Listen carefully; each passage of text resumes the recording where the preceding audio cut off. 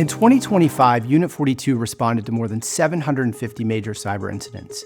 We were on the front lines with global organizations facing extortion, network intrusions, and advanced persistent threats across every industry and in 50 countries. In every case, the situation had escalated to the point where the SOC called for backup. And when that call comes, Unit 42 steps in to investigate, contain the threat, and restore operations. Every intrusion tells a story: how the attackers got in, the early signals that were missed, the damage that was done. In the aggregate, these stories become trends, and they give Unit 42 unmatched visibility into the global threat landscape. We see what's changing. We see the mistakes that show up time and again. I'm Sam Rubin, Senior Vice President at Unit 42, and you're about to hear what these incidents are teaching us and how these lessons can help keep your organization safe. Let's start by looking at the reality of the clock. Over the last year, the biggest shift we've seen is a collapse of the attack lifecycle. Just a few years ago, attackers took an average of 9 days to complete their objectives. Today, in the fastest attacks, that timeline has dropped to minutes. Within 15 minutes of a new CVE being announced, attackers are already scanning the internet for systems they can exploit. And the same acceleration happens after they get in. Back in 2024, in the fastest 25% of cases, the time from initial access to data exfiltration was about 5 hours. Last year, that dropped to just 72 minutes. That's 1 year and 4 times faster.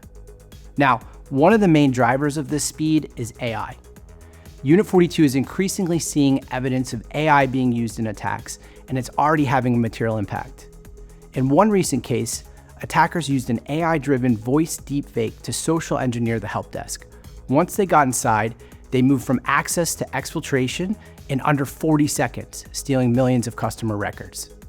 Now, in ransomware campaigns, we see AI used to generate scripts for lateral movement, defense evasion, and payload deployment, as well as even victim negotiations. All of this enabling machine-like execution at scale. The bottom line is that this speed is the new normal. So let's talk about how these attacks are actually happening. When we look across the attack chain, there's 3 shifts that are standing out. First, the entry point. Initial access is increasingly driven by identity-based techniques. Second, the attack surface. A rapidly expanding software supply chain is creating new exposure. And third, the impact.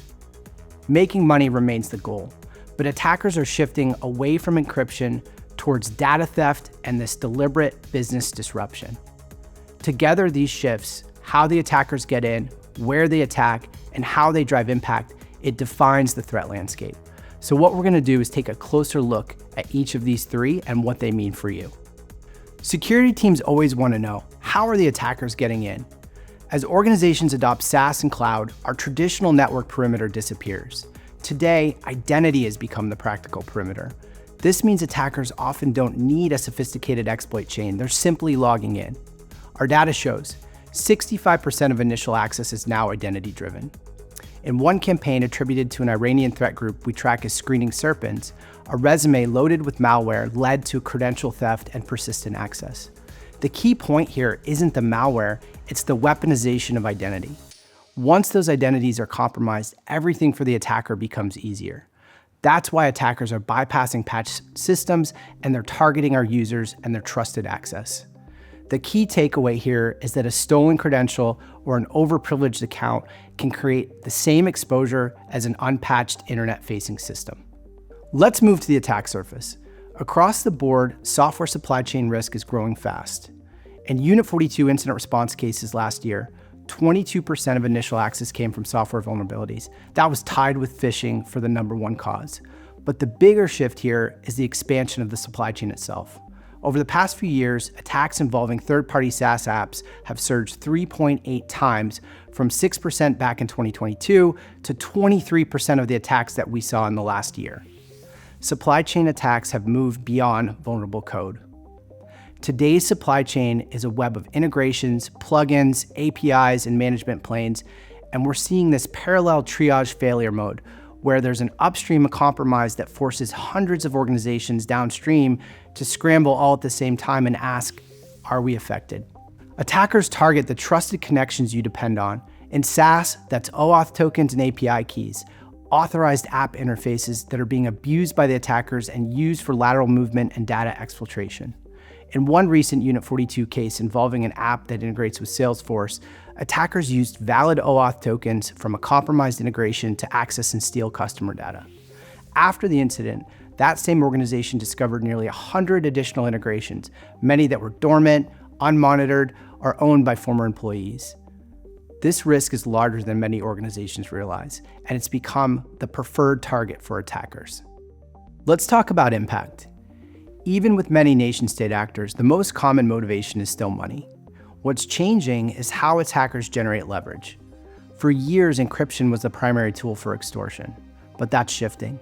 Our data shows that encryption-based extortion has declined to 78%, down from 92% just a year ago. If you're the threat actor, why deploy complex malware and try to evade detection when it's so much easier and faster to steal data and disrupt operations by deleting VMs or cloud systems? And on the defense side, encryption used to buy us time. There's the staging and the setup, and there's often that initial alert when the first encryptors are deployed. But with these new tactics, that grace period is disappearing, and we no longer have the luxury of time waiting for that malware-based alert. You need to detect malicious activity earlier, starting with those identity threats, and you need to be able to continue to operate through the attack. That's why resilience has become just as critical as prevention. When we look across all these incidents, we see three contributing factors that consistently enable the attacks. First, it's those visibility gaps. In 87% of our cases, establishing what happened required correlating data across multiple, disconnected sources, sometimes as many as 8. The signals were there, and when we look at that data forensically, the evidence is in the logs. Unfortunately, what we see is that at the time of the attack, organizations just didn't have that visibility to see what was unfolding in real time. Second, it's the environmental complexity. Many organizations are running 50 or even more security point products. In that type of environment, it becomes nearly impossible to manage systems consistently or understand what your data is really telling you. We see this in the data. Over 90% of incidents involve misconfigurations or gaps in security coverage that could have been prevented. Third, it's the overly permissive identities. Identity remains one of the most consistently under-addressed areas, and in 89% of Unit 42 investigations, it played a central role, often leading to privilege escalation and that lateral movement. So what should you take away from all of this? Despite the speed and the scale of today's threats, there's still room for optimism. These common contributing factors, the visibility, the complexity, and too much trust, they're all preventable problems. So as you listen to the sessions today, think about these three important questions. First, are you empowering your SOC to keep up with the speed of today's attacks, where they have the visibility and the ability to use AI to prioritize what matters, ultimately so your team can detect and respond faster than the adversary? Second, are you treating identity as the new perimeter, where segmentation and identity and access management controls prevent, detect, and stop identity-based threats? Third, have you secured your software supply chain with security embedded in the application ecosystem from that first line of code all the way to runtime in the cloud?